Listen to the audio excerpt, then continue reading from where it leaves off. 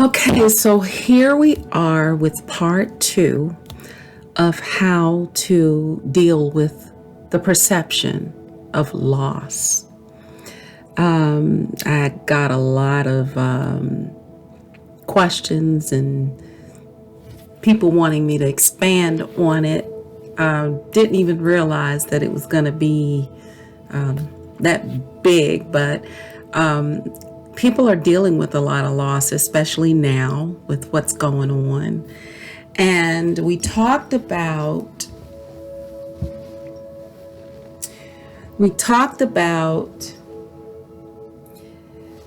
emotion being what is. It just is, right?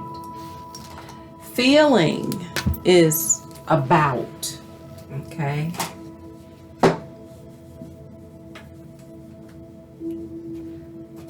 All right. So what happens, and we'll have to go a little deeper with this, is emotion is it's the emotion, like it's emotions are what you're born with. Okay, now I'm going into some astrology, psychology. Astrology is really kind of beyond psychology, but emotion, what is it is something that you're born with. So like you can look at somebody's chart, you can tell how they process emotion, right? Feeling is around your experience in life. Feelings are developed, right? So you're taught how to feel about what is. So, example, men are taught that it's feminine to cry and show emotion. So when they feel sad, they feel angry, like when they have the emotion of sadness, they feel anger because they aren't allowed to show sadness. So they may show anger. They may feel angry about, being sad, if that makes sense. So when someone is taught to feel a way about being, it can cause glitches in how you process your emotions. Okay, I want to say this so that you're getting it. So, feeling about something is taught.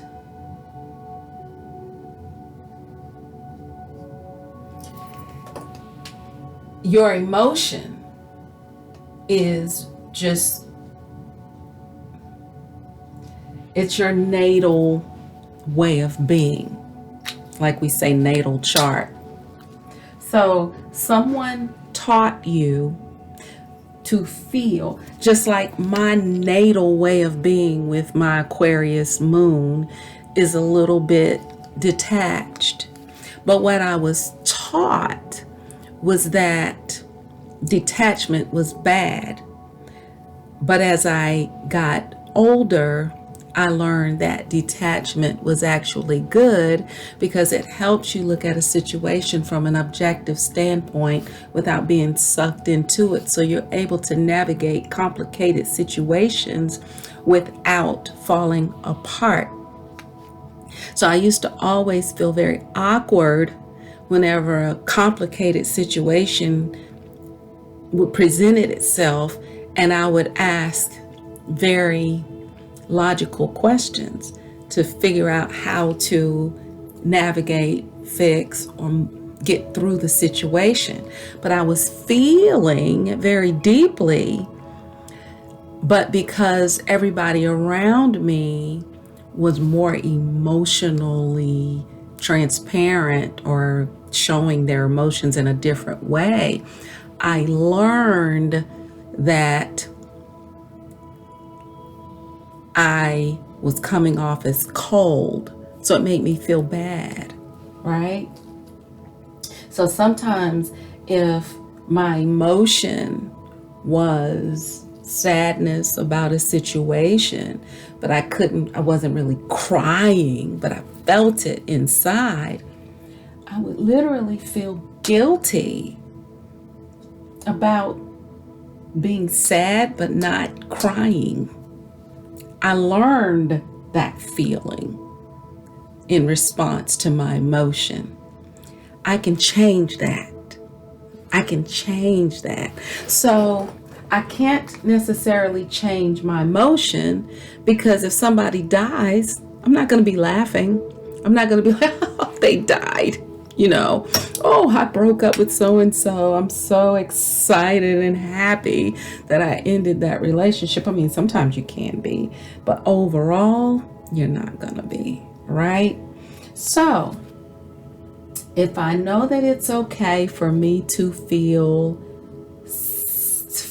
be sad and feel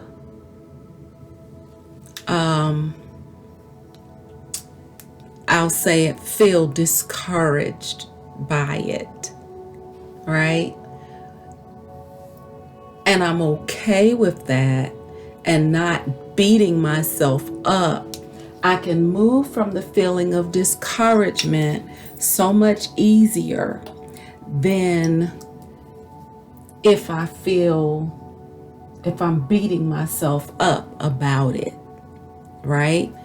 So I'm not saying that you don't ever feel guilty, or that you don't ever feel discouraged, or that you don't ever feel a certain way.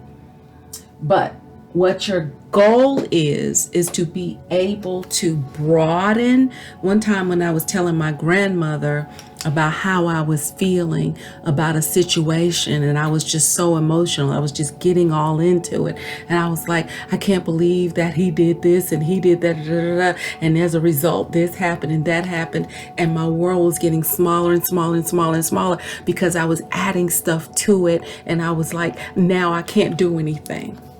And she listened to me and she said, broaden your shoulders. Broaden your shoulders is the same thing as open your consciousness. This is bad. It hurts. It sucks. But hey, open up to it. Make room for it. And it's going to become smaller. I didn't understand that at the time, but that's basically what she was saying.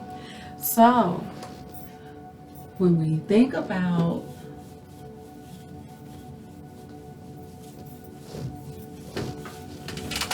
this,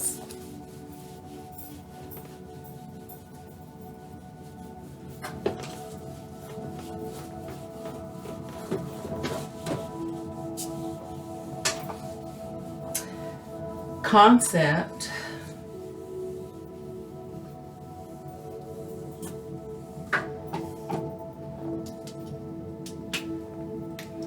we think situation,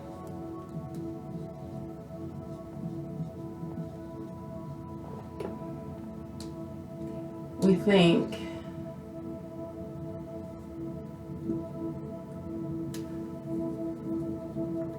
emotion,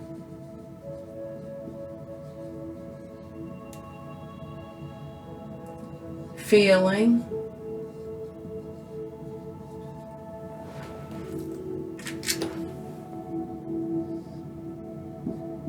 decision.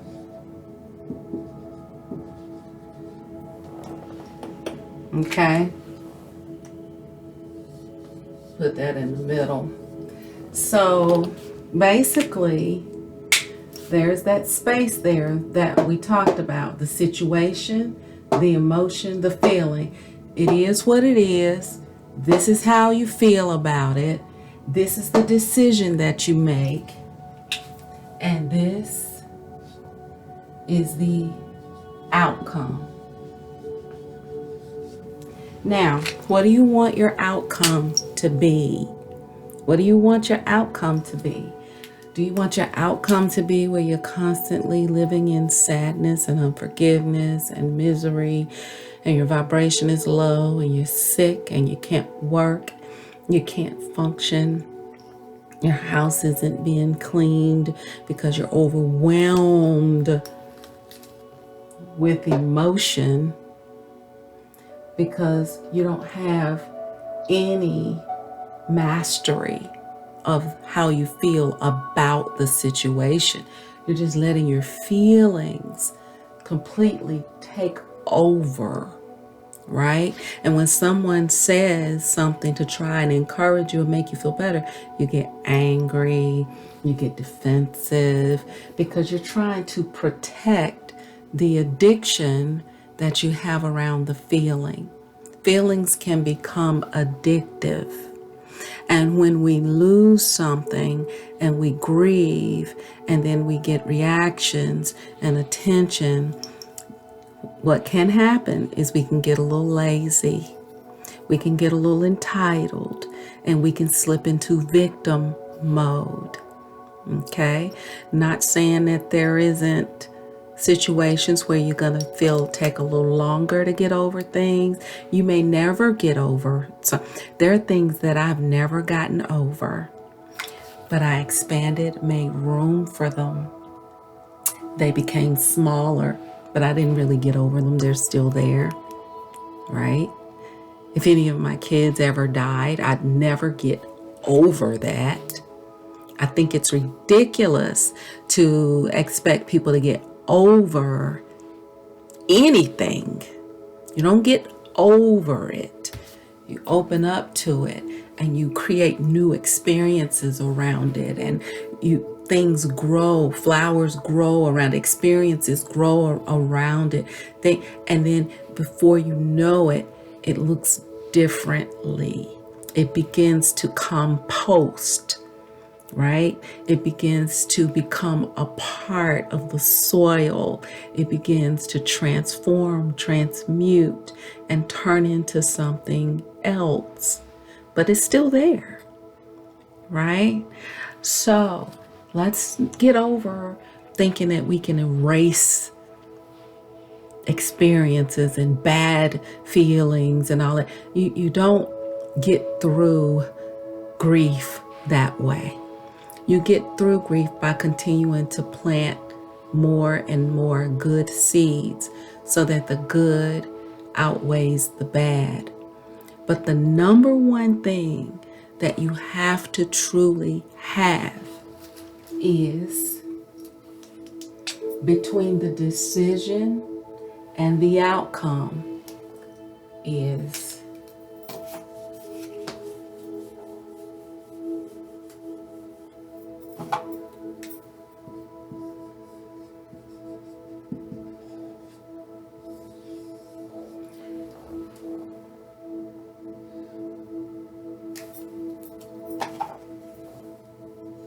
desire. Okay?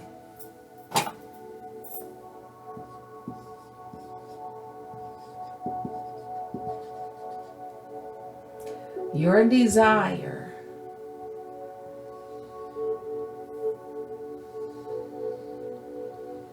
connects everything, right? It connects everything. If you don't have the desire to want to expand and be able to transmute your pain and change your perception around loss, if you don't have the desire truly, it'll never happen. You'll be stuck. Who wants to be stuck? Some people want to be stuck. I hate being stuck. I do. It doesn't make me better or worse than anyone else, but it's not a natural part of my personality. Now, there are things that I'm stuck on that feel good. I'm stuck on it. And I'm stuck on my favorite food. I'm stuck on who I'm in love with. I'm stuck on certain things. But if my favorite food is making me fat, I have to remain unattached to it.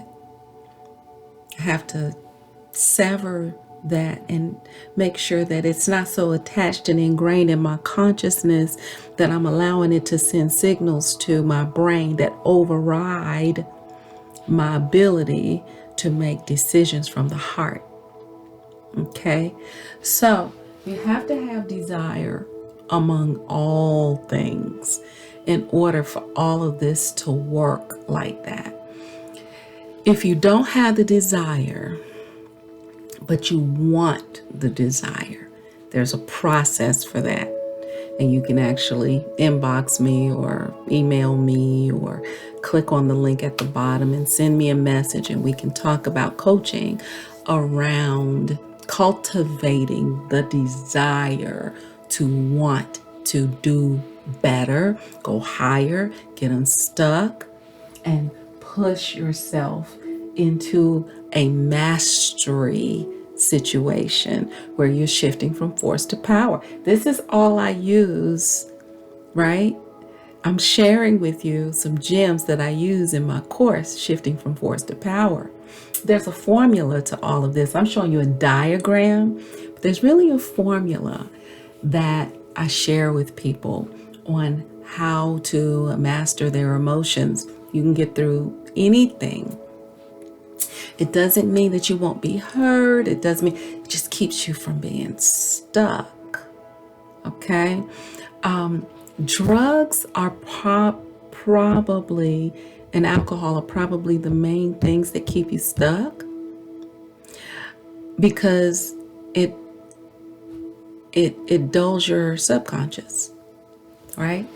So your subconscious is not expanding, you're not growing, you're not making room for these things. You're basically just unaware, so it doesn't bother you so much. So then when you become aware, you realize you're really stuck in this little box. And then you have to drink and do drugs again. And then you're back like, Then you wake back up and you realize you're still stuck in the box. So if you want to get out of the loop, I always tell people, you got to work on your addictions. That includes food, that includes relationships, that includes drugs, that includes alcohol. It includes anything that you feel like you just have to have besides you, right?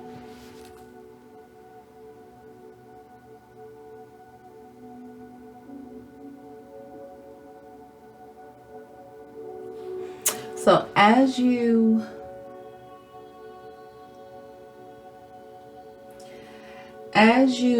work on doing all of this,